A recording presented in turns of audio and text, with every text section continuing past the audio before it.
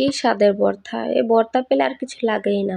আসসালামু আলাইকুম, আপনারা সবাই কেমন আছেন? আল্লাহর রহমতে আমি ভালো আছি। নিয়ে আসলাম বনসিমের ভর্তা। দেখতে পাচ্ছেন পেঁয়াজ, কাঁচামরিচ, রসুন, বনসিম আমি সিদ্ধ দিয়ে দিয়েছি পানি দিয়ে। অনেকটা পানি দিয়ে সিদ্ধ করেছি। ভালো করে সিদ্ধ হয়ে গেলে আমি তেলে ভেজে নেব। ভালো করে আমি তেলে ভেজে নেব।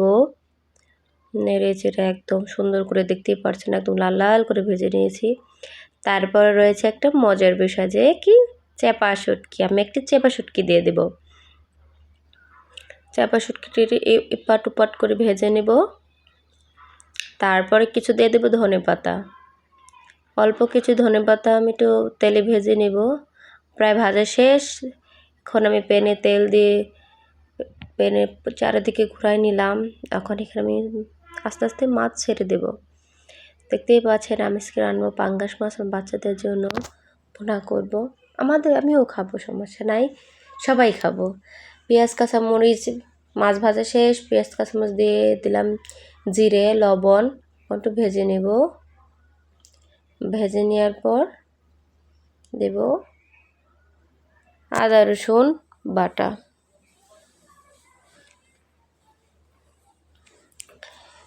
আধা চামচ পরিমাণ আদা রসুন বাটা দিয়ে নেব। আদা রসুন বাটা দিয়ে একটু তেলে আমি আদা রসুনটাকে একটু ভেজে নেব, কাঁচা কাঁচা গন্ধটা না আসে। তার মাপ মতো পানি দিয়ে দেব। 1 চামচ সজের গুঁড়া দিয়েছি এবং কি আধা চামচ হলুদের গুঁড়া আমি দিয়ে দেব। একটু নেড়ে নেব। একটু নেড়ে নেওয়ার পর আমি এখানে দেব আধা চামচ, একটু বেশি, 1 চামচও নয়, একটু কম, এরকম একটা মাপ করে আমি দিব, যেন ঝালও না হয়। কি বলে সেটা, ঝাল কম হলে যেরকম লাগে খেতে ভালো লাগে না ওরকম হয়। আমি ভালো করে ভেজে নিয়েছি মশলাটা, এরকম দেখতেই পাচ্ছেন তেল তেল উঠে গেছিলো। আমি তখন মাছগুলো দিয়ে দিয়েছি, ভাজা মাছটি খুব কড়া করে ভাজি নাই, এপাট ওপাট করে ভেজে নিচ্ছি। এখানে একটু কষাবো এই মশলার মধ্যে মাছগুলা। ভালো করে নেড়েচেড়ে কষানো হয়ে গেলে আমি এখানে ঝোল দিয়ে দেব। দেখতে পাচ্ছেন অনেক সুন্দর কষানো হয়ে গেছে। এখন ঝোল দিয়ে দিচ্ছি। ঝোল দিয়ে মাপ মতো হয়ে যাবে। এখন আমি একটা কাজ করবো, এখান থেকে অর্ধেকটা মাছ ভেঙে নিলাম। কি করব, মাছটা কিন্তু আমি ধুয়ে নিয়েছি, কারণ খাবে না বাচ্চা। দেখতে পাচ্ছেন অল্প কিছু ভাতের মধ্যে মাছ মাখিয়ে দিলাম নতুন সদস্যকে। আমার তরকারি প্রায় শেষ। মাছ ভুনাটা ধনেপাতাও দিয়ে দিছি। এখন আসলে ভর্তার পালা। আমার কিচেন রুমটা ছোট, আমি একটা ছোট পাটা কিনে নিয়েছি। আমার বড় পাটাও আছে, কিন্তু সেটা এখানে কাজ করা অনেক কষ্ট হয়, অনেক ওজন হয়। এর জন্য একটা ছোট পাটা কিনে নিয়েছি। আর এভাবে কিনে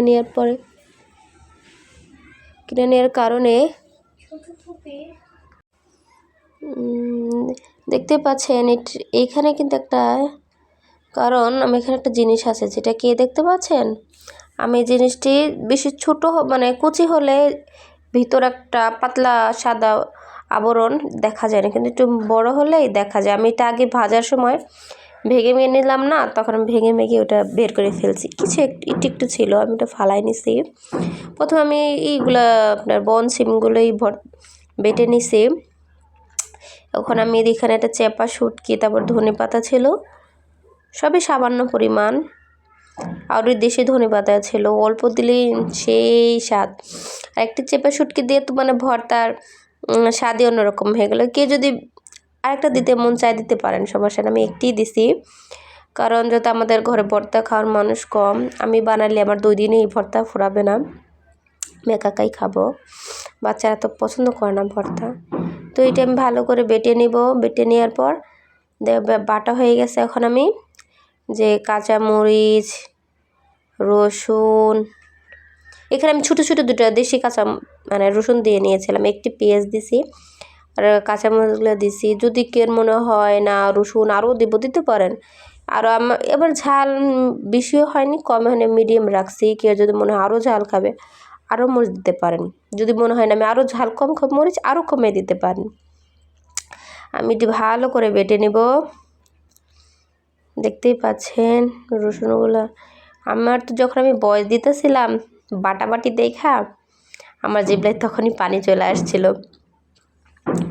আমার ভিডিও যদি কেউ ভালো লাগে শেয়ার করে দিবেন, আর কিছু কমেন্টসও করবেন। মন্দ হলেও বলবেন যে আপু এইভাবে না ওভাবে। দেখতে পাচ্ছেন যে একটা ফালাই দিতেছি, যেটা পেস্ট আছে সামনে।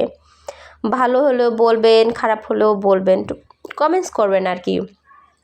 আর যারা আমার মতো নতুন যারা খুব একটা রান্নাবান্না করতে পারে না তাদের জন্য শেয়ার করে দেবেন, সাবস্ক্রাইব করে দেবেন, তাহলে তাদের কাছেও চলে যাবে।